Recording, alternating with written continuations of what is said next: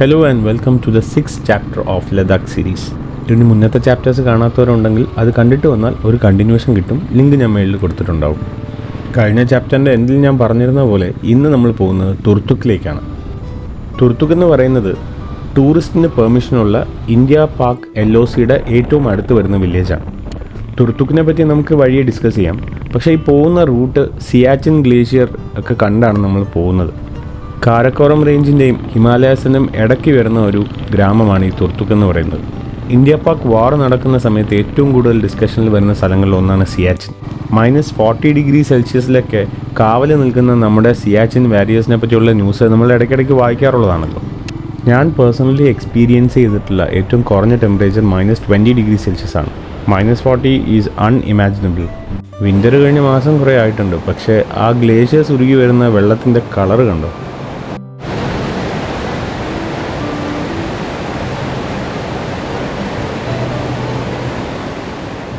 തുർത്തുക്ക് village actually Pakistan occupied ആയിട്ടുള്ള ബാൾട്ടിസ്ഥാൻ എന്ന് പറയുന്ന ഏരിയയുടെ ഒരു പാർട്ടായിട്ടാണ് വരുന്നത്.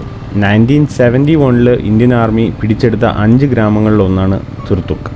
ഇന്ത്യയിൽ ബാൾട്ടീസ് ലാംഗ്വേജ് സംസാരിക്കുന്ന ആളുകളുള്ള ഒരേ ഒരു ഗ്രാമം ഇവിടാണ്. LOC അഥവാ ലൈൻ ഓഫ് കൺട്രോളിന് തൊട്ടടുത്തായതുകൊണ്ട് തന്നെ ഈ ഒരു ഏരിയ സൂപ്പർ സെൻസിറ്റീവാണ്. മിലിറ്ററി ബേസ് ഒരുപാടുണ്ട്.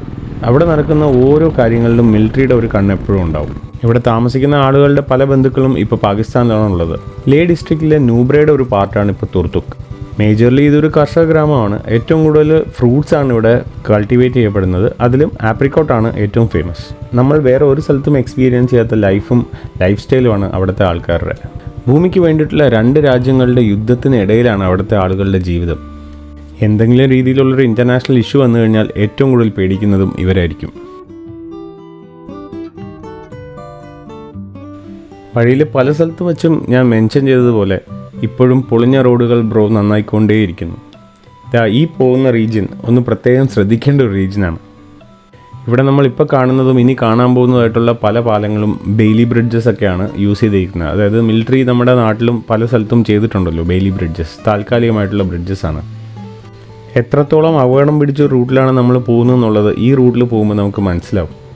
ഒരു പാറയുടെ താഴ്ഭാഗം മാത്രം ചെത്തിമിനുക്കി റോഡാക്കി വെച്ചിരിക്കുകയാണ്. നമ്മുടെ മേളിൽ റൂഫ് പോലെ പാറ നിൽക്കുന്നുണ്ട്. ചെറിയ ചെറിയ പാളികളായിട്ടിരിക്കുന്ന ഈ പാറ നല്ലൊരു ഇമ്പാക്റ്റ് ഉണ്ടായാൽ താഴെ നിൽക്കുന്ന ആളുകളുടെ തലയിൽ തന്നെ വീഴുന്നുള്ള കാര്യത്തിൽ യാതൊരു ഡൗട്ടും വേണ്ട. ബട്ട് വിഷ്വലി ഒരു എക്സ്പീരിയൻസ് തന്നെയാണ്. മുമ്പോട്ട് പോകുന്നതോറും വെള്ളത്തിൻ്റെ ഒരു ടെക്സ്ചറൊക്കെ മാറിയിട്ട് കലങ്ങിയ വെള്ളമൊക്കെയാണ് കാണുന്നത്. ഇത് ഫ്ലഡിൻ്റെ ഇഷ്യൂ ആണോ അതോ ടെറൈൻ്റെ ഇഷ്യൂ ആണോ എന്നറിയില്ല. നിങ്ങൾ ലഡാക്ക് റീജിയൻ വിസിറ്റ് ചെയ്യുന്നുണ്ടെങ്കിൽ പ്രത്യേകം ശ്രദ്ധിക്കേണ്ട ഒരു കാര്യം, start as early as possible.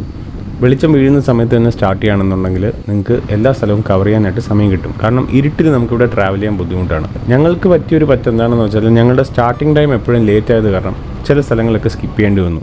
അതിലൊരു സ്ഥലമാണ് സിയാച്ചിൻ ബേസ് ക്യാമ്പ്. ന്യൂസിലേക്ക് മാത്രം കാണുകയും കേൾക്കുകയൊക്കെ ചെയ്തിട്ടുള്ള സിയാച്ചിൻ ബേസ് ക്യാമ്പും വാർ മെമ്മോറിയലൊക്കെ കാണണമെന്ന് എനിക്ക് ആഗ്രഹമുണ്ടായിരുന്നു. But unfortunately we had to skip those places. ഒരു ടെമ്പററി ബ്രിഡ്ജിലൂടെയാണ് നമ്മളിപ്പോൾ പൊയ്ക്കൊണ്ടിരിക്കുന്നത്. താഴെ തടിയാണ് യൂസ് ചെയ്തിരിക്കുന്നത്. നമ്മൾ ഒരു ബൈക്ക് മൂവ് ചെയ്യുമ്പോൾ തന്നെ ഉണ്ടാകുന്ന സൗണ്ടും ഇമ്പാക്റ്റും കാണുമ്പോൾ ഞാൻ ചിന്തിക്കുന്നത് എന്താണെന്ന് വെച്ചാൽ ഇതുവഴിയാണ് മിലിറ്ററിയുടെ ശക്തിമാൻ ട്രക്ക് ഉൾപ്പെടെ മൂവ് ചെയ്തുകൊണ്ടിരിക്കുന്നത്. ഇത്രയും ഹോൾഡ് ചെയ്യാനുള്ള കപ്പാസിറ്റി ഈ ഒരു ടെമ്പററി ബ്രിഡ്ജിനുണ്ടല്ലോ. മിലിറ്ററിയുടെ ഒരു ടെക്നിക്കൽ സൈഡ് സമ്മതിച്ചു കൊടുത്തേ പറ്റൂ.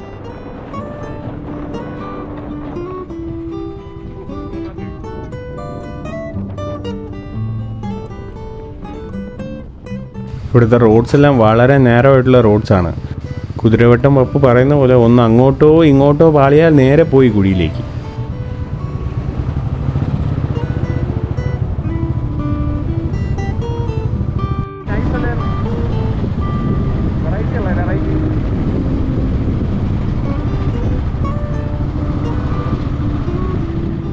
തുർത്തുക്കിലേക്ക് പോകുന്ന വഴി നമ്മൾ ചില ടൗണുകളൊക്കെ പാസ് ചെയ്തിട്ടാണ് പോകുന്നത്. ടൗൺ അല്ലെങ്കിൽ ചെറിയ ഗ്രാമങ്ങളിൽ നിന്ന് വേണമെങ്കിലും പറയാം. ഈ പോകുന്ന വഴിക്കെല്ലാം ചെറിയ ചെറിയ കുട്ടികളെ നമുക്ക് ഒരുപാട് കാണാനായിട്ട് സാധിക്കും.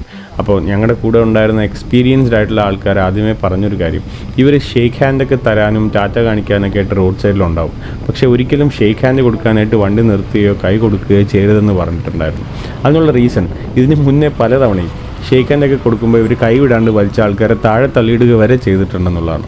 സോ ഇതുവഴി പോകുന്നുണ്ടെങ്കിൽ നിങ്ങളും ഒന്ന് സൂക്ഷിക്കുന്നത് നന്നായിരിക്കും.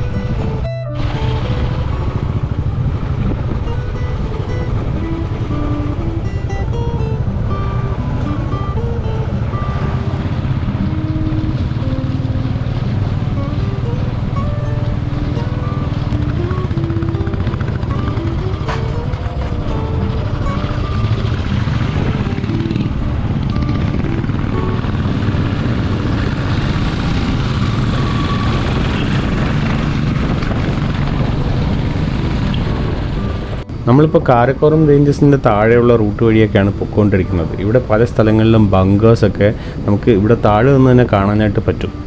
ഹെവിലി യുദ്ധം നടന്നിട്ടുള്ള പല ഏരിയാസിലൂടെയാണ് നമ്മളിപ്പോൾ പാസ് ചെയ്തുകൊണ്ടിരിക്കുന്നത്. ഈ ഏരിയ മൊത്തം ഇപ്പോൾ ഡെസേർട്ടഡായിട്ട് കിടക്കുകയാണ്. ഇവിടുത്തെ ബങ്കേഴ്സിലൊന്നും അങ്ങനെ പ്രസൻസും ഒന്നുമില്ല മിലിറ്ററിയുടെ.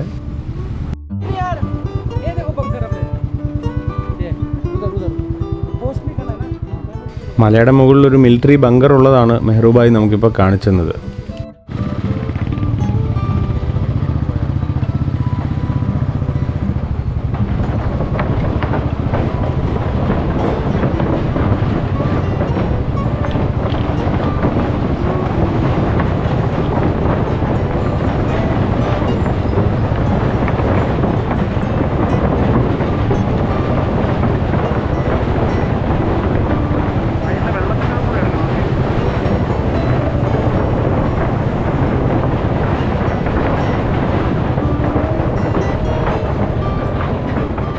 മോട്ടോർ വെഹിക്കിൾ ഡിപ്പാർട്ട്മെൻറ്റും പോലീസും പോയിട്ടൊരു മനുഷ്യക്കുഞ്ഞെ പോലും കാണാനില്ലാത്തൊരു സ്ഥലത്ത് നോർത്ത് ഇന്ത്യയിൽ നിന്ന് വന്ന നമ്മുടെ ഈ സുഹൃത്തുക്കൾ കുറച്ച് പനോരമിക് വ്യൂവും കുറച്ച് കാറ്റും ഒക്കെ ആസ്വദിച്ച് ആ സ്ഥലം എൻജോയ് ചെയ്യാൻ വേണ്ടിയിട്ട് നിൽക്കുന്ന കാഴ്ചയാണ് നമ്മളിപ്പോൾ ഈ കാണുന്നത്. ലൈക്ക് എ സെഡ് ബിഫോർ, കാറിനകത്തിരുന്ന് ഈ സ്ഥലം എൻജോയ് ചെയ്യാൻ ബുദ്ധിമുട്ടാണ്.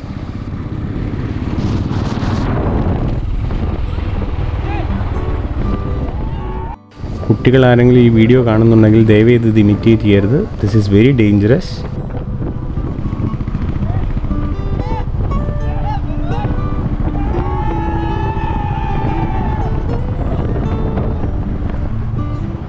നേരിട്ട് നമ്മൾ അവരെ കാണുന്നില്ലെങ്കിലും ഈ ഒരു ഏരിയാസ് എല്ലാം എവറി ടൈം മിലിറ്ററി സർവൈലൻസിലുള്ള ഒരു ഏരിയ ആണ്. ആൻഡ് ടൂറിസ്റ്റായിട്ട് വരുന്നവർ പ്രത്യേകം ശ്രദ്ധിക്കുക, ഇവിടെ കയറാനായിട്ട് പലതരത്തിലുള്ള പെർമിറ്റ്സ്, ഇൻലൈൻ പെർമിറ്റ്സ് ഒക്കെ ആവശ്യമുണ്ട്. കാരണം ഏത് സെക്കൻഡ് വേണമെങ്കിലും മിലിറ്ററിക്ക് നമ്മളെ നിർത്തി ക്വസ്റ്റ്യൻ ചെയ്യാം. പെർമിറ്റ്സ് ഇല്ലെങ്കിൽ നമ്മളടുത്ത് പോകാനായിട്ട് പറയാം. So make sure you have the proper documents. നമ്മൾ ഓൾമോസ്റ്റ് തുർത്തുക്ക് എത്താറായിട്ടുണ്ട്. ഇത്രയും സമയം ട്രാവൽ ചെയ്ത് പൊടിയും ചൂടൊക്കെ അടിച്ചിട്ട് ടയേർഡാണ്. സോ ഈ തണുത്ത വെള്ളത്തിലൊന്ന് കാലൊക്കെ നനച്ചിട്ടാണ് ഇനി മേളിലോട്ട് കയറുന്നത്.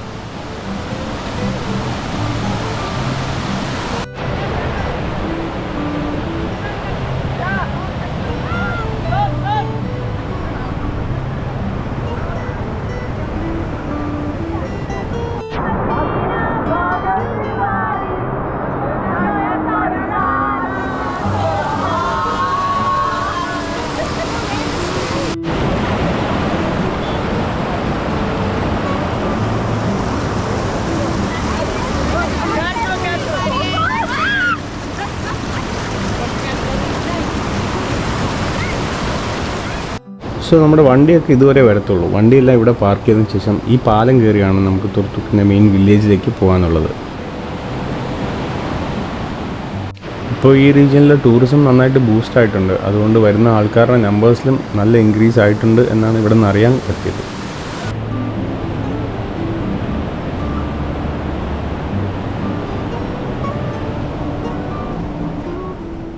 ഒരു ജേർണി മെമ്മറബിൾ ആവണമെന്നുണ്ടെങ്കിൽ കൂടെയുള്ള ടീം വളരെ ഇമ്പോർട്ടൻ്റ് ആണ്.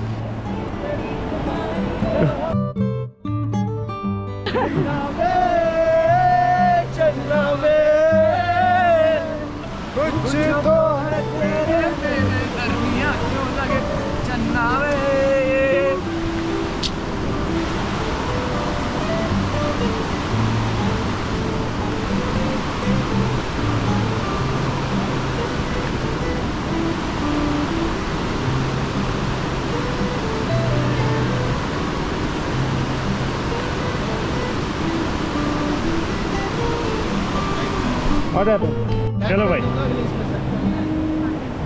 Bye bye.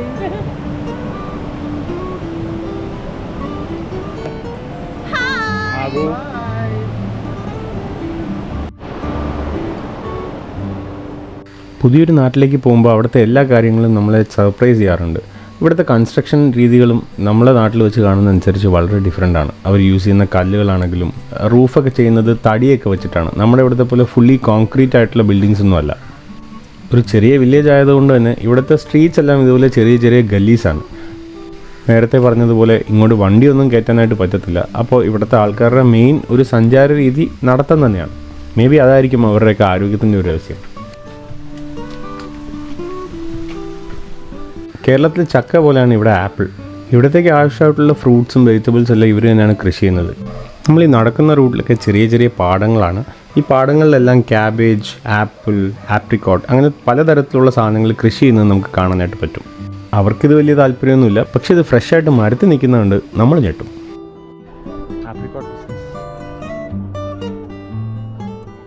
വിൻ്റർ സമയത്ത് കംപ്ലീറ്റ് ആയിട്ട് മഞ്ഞ് മൂടി കിടക്കുന്ന ആ മലകളാണ് നമ്മൾ ഈ കാണുന്നത്. കാണുമ്പോൾ ഇത്രയും ബ്യൂട്ടിഫുൾ ആണെന്നുണ്ടെങ്കിലും യുദ്ധം ഉള്ള സമയത്തും അല്ലാത്ത സമയത്തും ഇവിടെയൊക്കെ ഓൾവേസ് ഈ പട്ടാളക്കാരുടെ സർവൈലൻസിലാണ്. കാരക്കോറം റേഞ്ചസിൻ്റെ ഒരു പാട്ടാണ് നമ്മൾ ഇവിടെ നിന്ന് കാണുന്നത്. തുർത്തുക്കിൻ്റെ സ്പെഷ്യാലിറ്റീസ് ആയിട്ട് കുറച്ച് കാര്യങ്ങളുണ്ട്. അതായത് ഇവിടുത്തെ ഒരു സെഞ്ച്വറീസ് ഓൾഡ് ആയിട്ടുള്ളൊരു പോളോ ഗ്രൗണ്ട് ഉണ്ട്, നാച്ചുറൽ കോൾഡ് സ്റ്റോറേജ് ഉണ്ട്, ലോകത്ത് വേറെ ഒരു സ്ഥലത്തും കാണാൻ പറ്റാത്തത്. അതൊക്കെ നമുക്ക് തുർത്തുക്കിൽ വന്നാൽ മാത്രമേ കാണാൻ സാധിക്കുകയുള്ളൂ. നമ്മളിപ്പോൾ നിൽക്കുന്നത് സീ ലെവലിൽ നിന്ന് ഓൾമോസ്റ്റ് 10,000 ഫീറ്റ് മുകളിലുള്ള ഒരു ഗ്രാമത്തിലാണെന്നുള്ളതാണ്.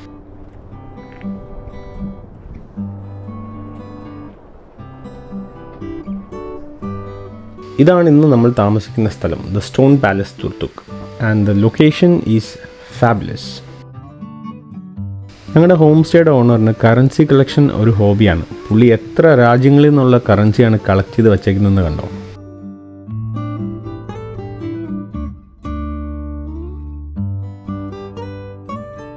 ഇതാദ്യം കാണുമ്പോൾ ഞാനും വിചാരിച്ചത് എന്തിനാണ് ഈ തുരുമ്പിൻ്റെ കഷ്ണങ്ങളെല്ലാം ഇവിടെ കൊണ്ട് വച്ചേക്കുന്നതെന്നുള്ളതാണ്. പിന്നെ വിചാരിച്ചു ഏതോ ആർട്ടിഫാക്റ്റിൻ്റെ പാർട്സ് ആയിരിക്കുന്നു. പക്ഷേ ഇത് പാകിസ്ഥാനിൽ നിന്ന് വന്ന് വീണിട്ടുള്ള ബോംബ് ഷെൽസ് പൊട്ടിച്ചെതറിയതിൻ്റെ പാർട്സാണ്.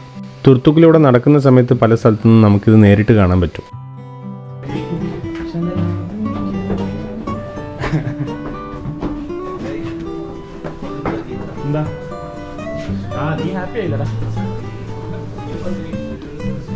ഞങ്ങൾ സ്റ്റേ ചെയ്യുന്ന റൂമിൽ നിന്നും പുറത്തേക്ക് നോക്കുമ്പോൾ കാണുന്നൊരു വ്യൂ ആണിത്. ജസ്റ്റ് ഒന്ന് കണ്ടു നോക്കും.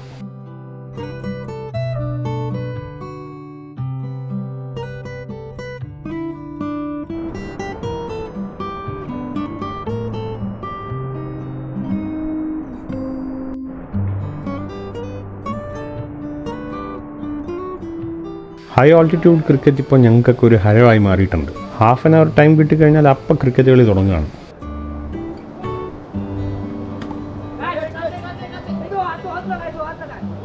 ഇവിടെയുള്ള മിക്കവാറും വീടുകളുടെ ഫ്രണ്ടിൽ ഇന്ത്യയുടെ ഫ്ലാഗ് ഇങ്ങനെ ഹോസ്റ്റ് ചെയ്തിട്ടുണ്ടാകും. റീസൺ എന്താണെന്ന് വെച്ചാൽ നമ്മൾ ഏത് സൈഡിനെയാണ് അനുകൂലിക്കുന്നതെന്നുള്ളത് തെളിയിക്കേണ്ടത് ഇവരുടെ ഒരു ആവശ്യം പോലെയാണ്. വിശേഷ ദിവസങ്ങളിൽ മാത്രം നമ്മൾ കാണിക്കുന്ന ഈ രാജ്യസ്നേഹത്തിൻ്റെ ഒരു പ്രതീകം ഇവർക്ക് വർഷം മൊത്തം വീടിൻ്റെ മുന്നിൽ തന്നെ ഉണ്ടാവും. തുർത്തു ഗ്രാമത്തിൻ്റെ ഗ്രാമഭംഗി നമുക്ക് നടന്നൊന്ന് ആസ്വദിക്കാൻ വേണ്ടിയിട്ട് ഇന്ന് ഇറങ്ങിയതാണ്. നമ്മുടെ ഹോം സ്റ്റേയുടെ ഓണർ നമ്മുടെ കൂടെ വരുന്നുണ്ട്. പുള്ളിക്കാരൻ ഇവിടുത്തുകാരനായതുകൊണ്ട് ഇവിടുത്തെ ലോക്കൽ കഥകളും പല കാര്യങ്ങളും നമ്മളെ കാണിച്ചു തരാനായിട്ട് പുള്ളിക്ക് സാധിക്കും. പുള്ളി തന്നെയാണ് നമ്മുടെ ഗൈഡും.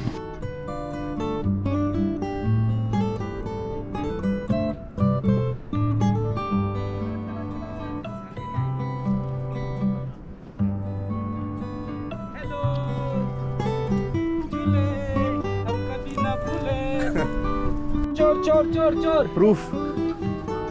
I have proof. चोर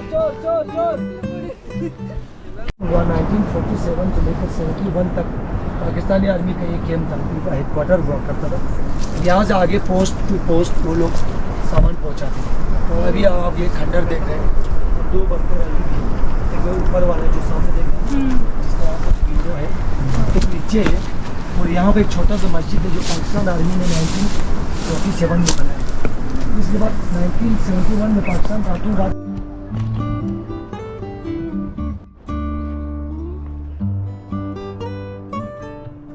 आपको सामने बिल्डिंग देख रहे हैं, ये 1960 में बनाया था पाकिस्तान गवर्नमेंट ने, यानी हमारे गांव वालों का ये डिस्पेंसरी था। बड़ा थोड़ा सा एक छोटा सा कंप्यूटर रहता था। तब इसके बाद यहाँ से 71 में जब पाकिस्तान चला गया, फिर हमारे आर्मी ने इसको यूज़ किया। तब लास्ट ईयर तक था।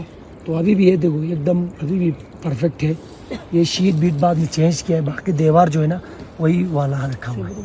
अब इसका ठेकेदार एक सिक्सा का रहने वाला था, जो पीओके में गाँव है सिक्सा विलेज, इसका नाम था सईद। वासईद नाम का एक ठेकेदार ने इसको ठेके पे मिला था, तब उसने ये बनाया है। नहीं, अब जैसे वहाँ के लोगों ने यहाँ पे जगह ली होगी, है ना? जब वो गए तो वो जगह किसको मिली? वहाँ के लोगों ने कौन जगह लिया? जैसे जब पीओके में था ये उस वक्त भी नहीं था ना। यहाँ पे लोग ऐसा करता था, हमारे यहाँ का रूल रेगुलेशन बहुत टफ था। जैसे कोई जमाई बन के आया, एक दो आया है, उनको यहाँ पे ज़मीन नहीं देता था। अच्छा उसका इवन उसका गाय बकरी भी नालों में लेने का परमिशन नहीं था। अच्छा हाँ, सिर्फ वो जमाई बन के रहना है बस, और कुछ नहीं। യുദ്ധസമയത്തുള്ള ഷെല്ലിങ്ങിൻ്റെയും വെടിവയ്പ്പിൻ്റെയൊക്കെ ബാക്കിയാണ് ഈ കാണുന്നത്. ഈ ഡീറ്റെയിൽസ് വേണമെങ്കിൽ ഒന്ന് പോസ് ചെയ്ത് വായിക്കുന്നത് നന്നായിരിക്കും. ലോകത്ത് ഇവിടെ മാത്രം കാണുന്ന ഒരു പ്രതിഭാസമാണിത്.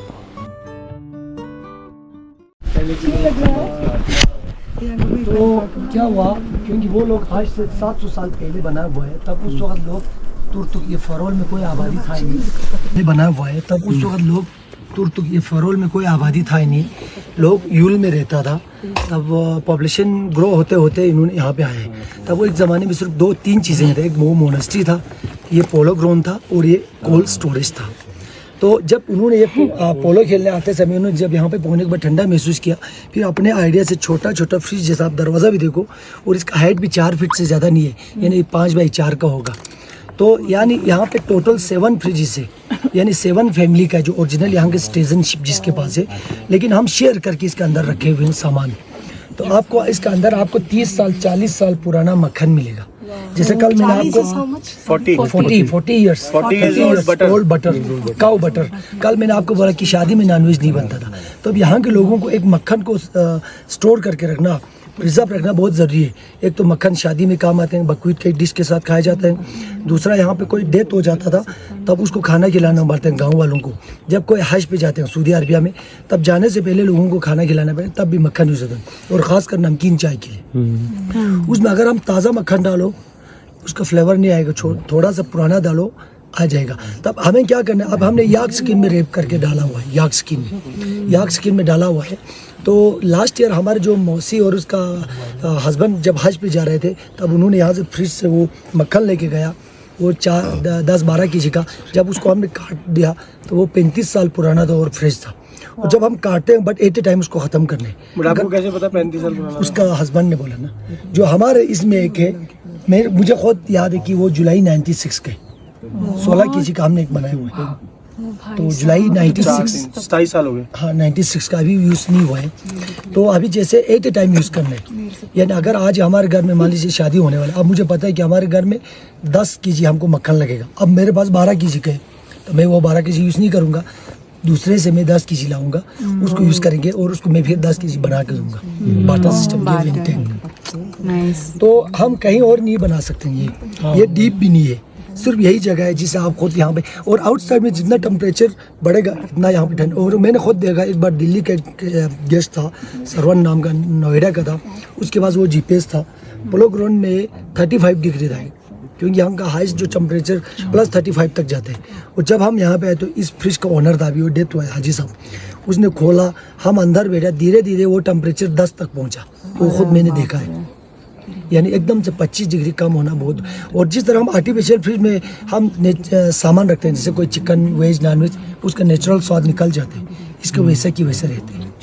यहाँ पे ऐसा क्या है कि ये इतना ठंडा है? इसका रीज़न अभी तक कोई रिसर्च करने में, अब कुछ लोग मुझे एक बार कोई मुंबई वाले मुझे आके बता रहे थे कि यहाँ से नीचे से पानी चलते हैं, बोल रहा था।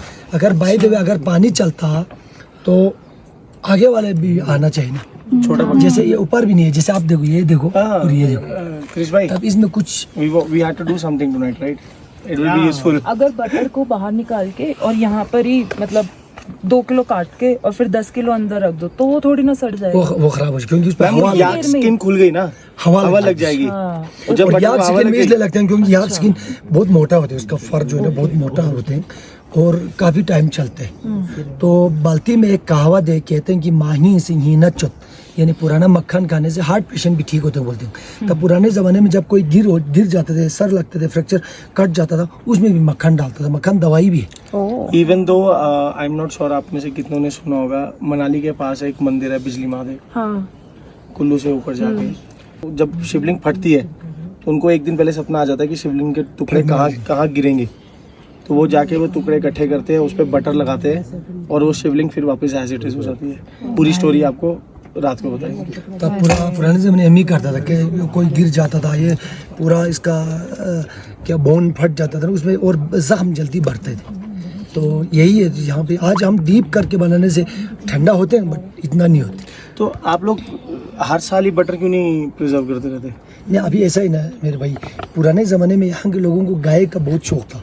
अभी लोग हर कोई जॉब करते हैं, अब लोग सोचते हैं कि गाय के पीछे जाने से कितना हमें पैसा मिल रहा है, आर्मी के पास जाने से, अब वो कंपेयर करते हैं। तब लोगों ने गाय कम करना स्टार्ट किया। तो आज की डेट में हर किसी के पास गाय इतना नहीं है। तो पुराने ज़माने में जैसे പിന്നിലുള്ള സയൻസൊക്കെ ഡിബേറ്റബിൾ ആണെങ്കിലും കോൾഡ് സ്റ്റോറേജ് ഒരു ഇൻട്രസ്റ്റിംഗ് ടോപ്പിക് ആയിട്ടാണ് എനിക്ക് തോന്നിയത്. എന്നെ ഏറ്റവും കൂടുതൽ അട്രാക്ട് ചെയ്ത വേറൊരു കാര്യം ഇവിടുത്തെ ഗലീസാണ്. എല്ലാ വീടുകളിലും താഴത്തെ നിലയിൽ ഷീപ്സും അതുപോലെയുള്ള ക്യാറ്റിൽസാണ്. അതിന് പറഞ്ഞു തന്ന റീസണും ഇൻട്രസ്റ്റിംഗ് ആയിരുന്നു. വിൻ്ററിൽ ക്യാറ്റിൽസ് ഉള്ള ഈ ഒരു ഫ്ലോറിലായിരിക്കും ചൂട് കൂടുതൽ. അപ്പോൾ വിൻ്റർ ആവുന്ന സമയത്ത് മേളിൽ താമസിക്കുന്ന വീട്ടുകാർ ഉൾപ്പെടെ എല്ലാവരും താഴേക്ക് മൂവ് ചെയ്യും. അപ്പോൾ ആ ക്യാറ്റിൽസിൻ്റെ ഉൾപ്പെടെയുള്ള ചൂട് കിട്ടിയിട്ട് അവർ കംഫർട്ടബിൾ ആയിരിക്കും. ഇതിന് വേണ്ടിയിട്ടാണ് വീടിൻ്റെ താഴത്തെ നിലയിൽ ഇവർ ക്യാറ്റിലിനെ വളർത്തുന്നത്. 150 years old tunnel है ये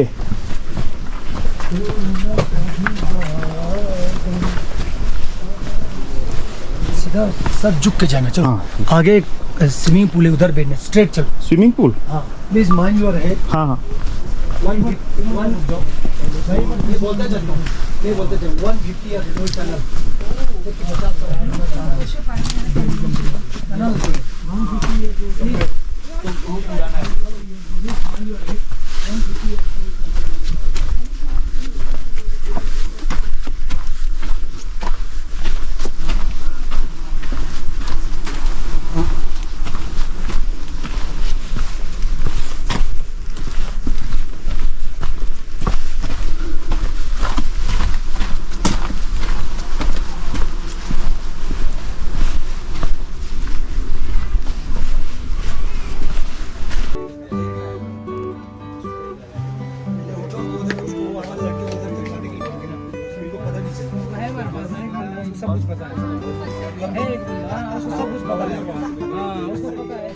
ഇവിടുത്തെ റെസ്റ്റോറൻറ്റ്സിലും ക്യാൻറ്റീനിലും എല്ലാം ഇവിടുത്തെ സ്പെഷ്യാലിറ്റി ആയ സോൾട്ട് ടീ, ആപ്രിക്കോട്ടിൻ്റെ പല ഡിഷസ്, പല പല ഡ്രൈ ഫ്രൂട്ട്സുകളെല്ലാം അവൈലബിൾ ആണ്. ഇപ്പോൾ ടൂറിസ്റ്റ് വരുന്നതുകൊണ്ട് ഇങ്ങനെയുള്ള ഷോപ്സും ഇവിടെ കാണാനായിട്ട് സാധിക്കും. But I thoroughly enjoyed തുർത്തുക്ക്. ഇതൊരു വേറെ എക്സ്പീരിയൻസ് തന്നെയായിരുന്നു. ഇതാണ് യാബ്ഗോ ഡൈനാസ്റ്റിയുടെ പാലസ്. പാലസ് എന്ന് പറയുമ്പോൾ നമ്മുടെ നാട്ടിലെ പാലസുമായിട്ട് കമ്പയർ ചെയ്യരുത്. 15th centuryയിലാണ് ഇത് ബിൽഡ് ചെയ്തിട്ടുള്ളത്. ഇപ്പോഴും ഒരു രാജാവും രാജകുടുംബവും ഒക്കെ ഇവിടെ ഉണ്ട്. ബട്ട് പാലസ് അങ്ങനെ മെയിൻറ്റെയിൻഡ് ഒന്നുമല്ല. ടൂറിസ്റ്റുകൾക്ക് വേണ്ടിയിട്ട് ഇത് ജസ്റ്റ് ഒന്ന് തുറന്നു കൊടുത്തിട്ടുണ്ട്. കുറച്ച് റിമൈൻസും കാണാം.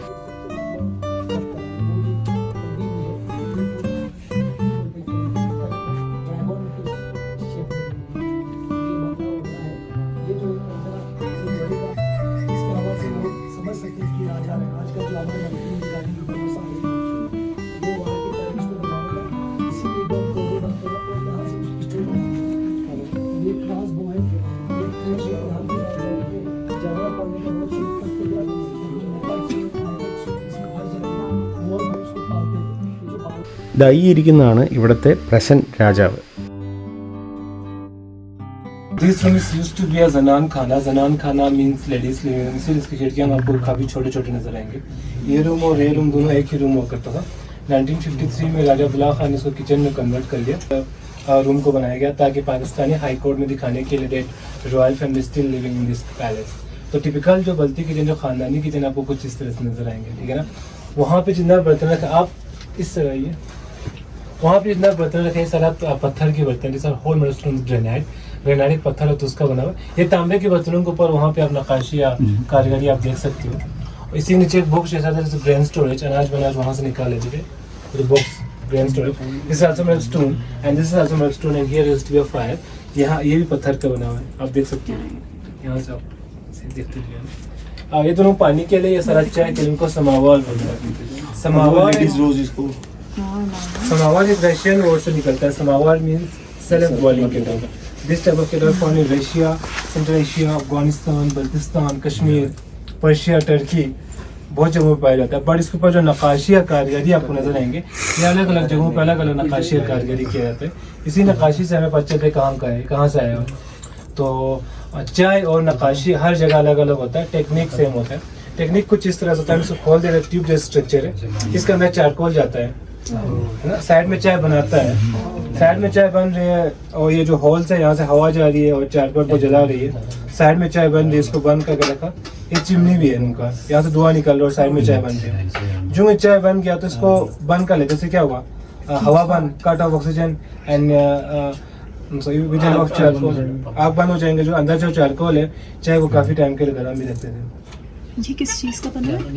ये आपने क्या बोला? ये समावाल है, किस चीज़ से बना है? ये सिल्वर और सिल्वर का एलॉय है। सिल्वर और സോ ഇന്നത്തെ ചാപ്റ്റർ നിങ്ങൾക്ക് എല്ലാവർക്കും ഇഷ്ടപ്പെട്ടെന്ന് വിചാരിക്കുന്നു. ഇഷ്ടപ്പെട്ടെങ്കിൽ ലൈക്ക്, ഷെയർ ആൻഡ് സബ്സ്ക്രൈബ്. ഈ വീഡിയോസിനെ പറ്റിയോ സ്ഥലത്തിനെ പറ്റിയോ നിങ്ങൾക്ക് എന്തെങ്കിലും അറിയാനോ പറയാനോ ഉണ്ടെങ്കിൽ കമൻറ്റ് ബോക്സിൽ അത് മെൻഷൻ ചെയ്യുക. So see you soon with the next chapter. Until then, July.